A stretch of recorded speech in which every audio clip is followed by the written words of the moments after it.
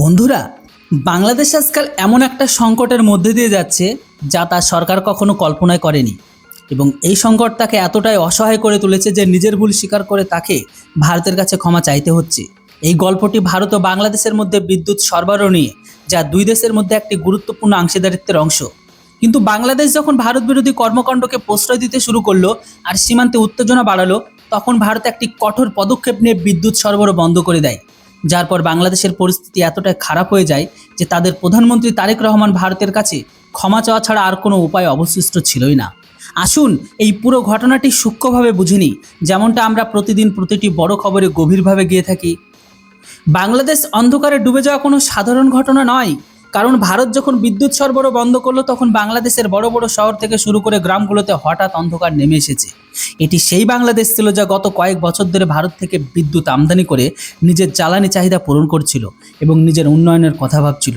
কিন্তু যখন বিদ্যুৎ সরবরাহ বন্ধ হয়ে গেল, তখন সে নিজের আসল ক্ষমতার কথা টের পেল। বাংলাদেশের অর্থনীতি, যা গত কিছু সময় ধরে দ্রুত গতিতে বাড়ছিল, তা হঠাৎ থমকে গেল। কারণ ফ্যাক্টরিগুলো বিদ্যুৎ পাচ্ছিল না, উৎপাদন প্রায় সম্পূর্ণ বন্ধ হয়ে গেছে, হাসপাতালে রোগীদের চিকিৎসা ব্যাহত হলো, স্কুলে পড়ানো বন্ধ থাকলো, আর সাধারণ মানুষের দৈনন্দিন জীবন মারাত্মকভাবে প্রভাবিত হলো। এই পুরো ঘটনার সূত্রপাত তখন হয়েছিল যখন বাংলাদেশের সরকারের পক্ষ থেকে সীমান্তে ভারত বিরোধী কর্মকাণ্ড প্রশ্রয় দেওয়া হয়েছিল এবং ভারতের নিরাপত্তা উদ্বেগ অপেক্ষা করা হচ্ছিল।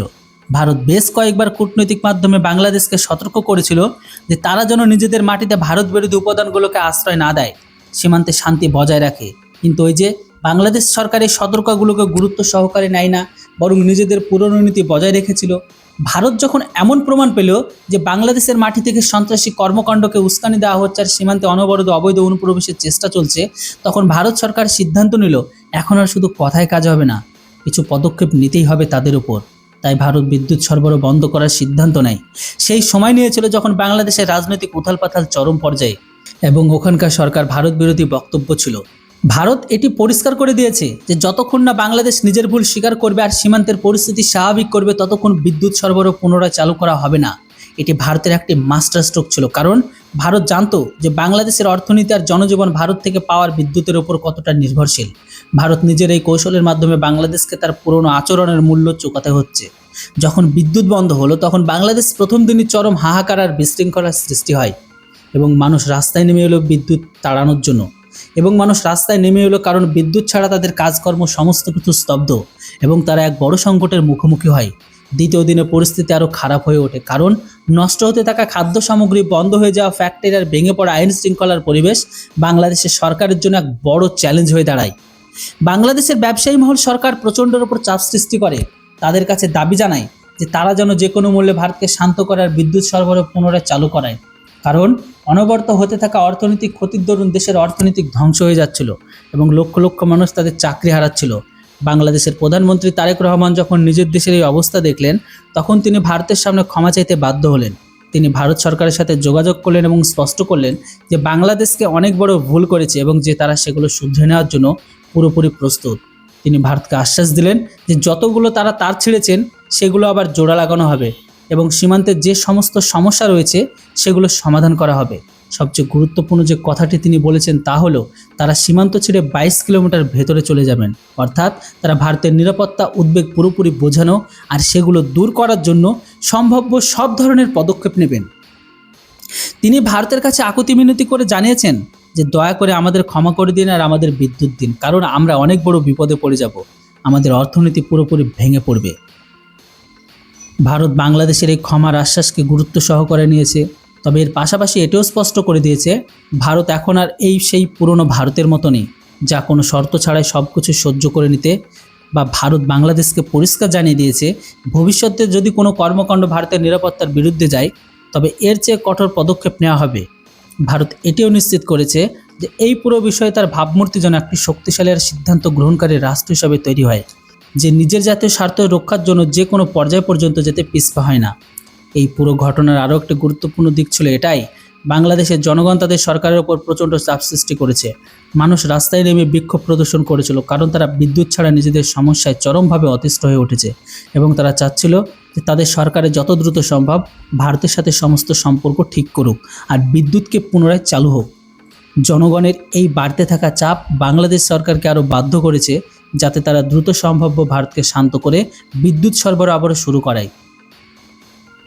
ভারত যখন বিদ্যুৎ পুনরায় চালু করার সিদ্ধান্ত নিল, তখন সেটি নিশ্চিত করলো যেন বাংলাদেশ নিজের সমস্ত শর্ত পূরণ করে এবং সীমান্তে যেসব কর্মকাণ্ড ভারতের বিরুদ্ধে ছিল সেগুলো পুরোপুরি বন্ধ করে দেওয়া হয়। ভারত এই বিষয়টিকে একটি উদাহরণ হিসেবে পেশ করলো যে যদি কোনো প্রতিবেশী দেশ ভারতের নিরাপত্তার বিরুদ্ধে যায়, তবে ভারত কোনো দ্বিধা ছাড়াই তাকে জবাব দিতে জানে। এটি ভারতের পররাষ্ট্রনীতিতে একটি বড় পরিবর্তন ছিল, যেখানে সে নিজের অর্থনৈতিক ক্ষমতাকে নিজের নিরাপত্তা চাহিদা পূরণ করার জন্য বহাল করল। বাংলাদেশ যে ক্ষমা চেয়েছে তা শুধু কথার মধ্যে সীমাবদ্ধ ছিল না, বরং তারা বেশ কিছু পদক্ষেপ নেওয়ার কথাও বলেছে, যার মধ্যে সীমান্তে নিরাপত্তা বাড়ানো, ভারত বিরোধী কর্মকাণ্ড রোধ করা, ভারতের সাথে আরও ভালো সম্পর্ক গড়ে তোলা শামিল ছিল। তারা এটাও তো স্বীকার করেছে যে তাদের অর্থনীতি ভারতের ওপর অত্যন্ত ডিপেন্ডেন্ট এবং তারা এই নির্ভরশীলতা ভাঙার কোনো ঝুঁকি নিতে পারে না। এই স্বীকারোক্তি ভারতের অবস্থানকে আরও মজবুত করে, আর এটি প্রমাণ করে দেয় যে আঞ্চলিক শক্তি হিসেবে ভারতের ভূমিকা কতটা গুরুত্বপূর্ণ। এই পুরো ঘটনাটি এটি স্পষ্ট করে দিয়েছে ভারত এখন নিজের সীমান্ত আর নিজের স্বার্থ রক্ষার জন্য যে কোনো সীমা পর্যন্ত যেতে প্রস্তুত, তা সামরিক পদক্ষেপ হোক বা অর্থনৈতিক চাপ।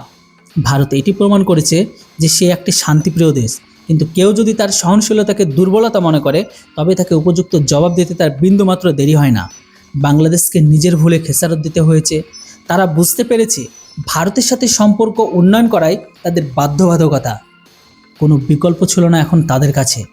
বাংলাদেশ যেভাবে 2 দিনের মধ্যে পরিস্থিতি বদলে গেল না, তা পুরো অঞ্চলে একটি বড় বার্তা দিয়েছে যে ভারত এখন আর কোনো দেশকে নিজের সীমান্তের সাথে ছিনিমিনি খেলতে দেবে না এবং সে নিজের ক্ষমতা ব্যবহারে কোনো দ্বিধাও রাখবে না।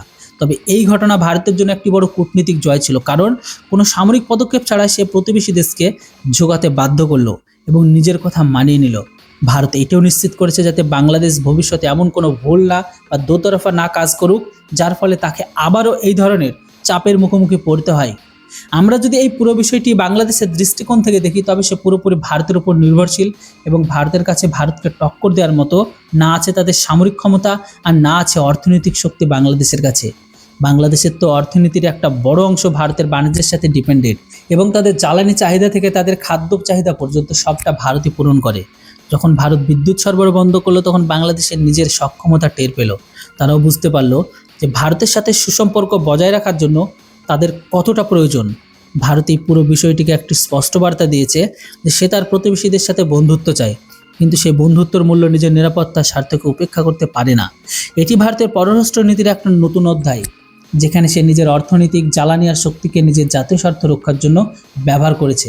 বাংলাদেশের সাথে ঘটা এই ঘটনা ভারতের জন্য একটি নজির হয়ে গেছে। আগামী সময়ে এটি দেখা যাবে যে ভারত এই ধরনের কৌশল অন্য প্রতিবেশী দেশগুলোর সাথে ব্যবহার করে কিনা। এই ঘটনাটি এটাও দেখিয়ে দিয়েছে ভারতের অভ্যন্তরীণ নিরাপত্তা, সীমান্ত নিরাপত্তা বিষয়ে তার সরকার কতটা সংবেদনশীল আর যে কোনো ধরনের কূটের বরদাস্ত একদমই করবে না। বাংলাদেশ যেসব ভুল করেছিল সেগুলো ভারত গুরুত্ব সহকারে নিয়েছে এবং তার জবাব সমপরিমাণ গুরুত্বের সাথে দিয়েছে। এটি এমন একটি উদাহরণ যা দেখায় যে কোনো দেশের ভারতের সহনশীলতাকে নিজেদের দুর্বলতা ভাবা উচিত নয়, কারণ ভারত যখন চাইবে তখন নিজেদের ক্ষমতা ব্যবহার করতে পারবে এবং নিজের স্বার্থ রক্ষার জন্য যে কোনো কঠোর পদক্ষেপ নিতে পারে। বাংলাদেশের প্রধানমন্ত্রী তারেক রহমান যে ক্ষমা চেয়েছেন তা কেবল একটি আনুষ্ঠানিকতা ছিল না, বরং এটি বাংলাদেশের সেই নতুন চিন্তাভাবনাকে দেখায়। এখন এটি মেনে নিয়েছে ভারতের সাথে সম্পর্ক খারাপ রাখা তাদের জন্য অনেক ব্যয়বহুল হতে পারে। তিনি স্পষ্ট করে দিয়েছেন বাংলাদেশ ভারতের সাথে বন্ধুত্ব করতে চায়, তারা ভবিষ্যতে এমন কোনো ভুল করবে না যা বন্ধুত্বের উপর প্রভাব ফেলবে। এটি বাংলাদেশের জন্য একটি বড় শিক্ষা ছিল এবং তারা বুঝতে পেরেছে ভারত ছাড়া তাদের অস্তিত্ব কঠিন। এবার আপনারা বলুন, বাংলাদেশকে কি আর কখনো বিশ্বাস করা যায়, না এদেরকে আবার পুনরায় সমস্ত কিছু আগের মতন সার্ভিস বা যেমনভাবে চালু ছিল বিদ্যুৎ থেকে শুরু করে সমস্ত সব কিছু আগের মতো পুনরায় খুলে দেওয়া হোক? আমার তো মনে হয় একদমই না। আপনাদের মতামত অবশ্যই কমেন্ট বক্সে লিখে জানান। এরকম ভূরাজনৈতিক বিশ্লেষণ দেখার জন্য অবশ্যই আপডেট ইন্ডিয়া চ্যানেলটিকে সাবস্ক্রাইব করুন যদি আমাদের বিশ্লেষণ পছন্দ হয়ে থাকে। তো কথা হচ্ছে খুব তাড়াতাড়ি নতুন একটি ভিডিওটিতে। Thanks for watching. জয় হিন্দ, বন্দে মাতরম।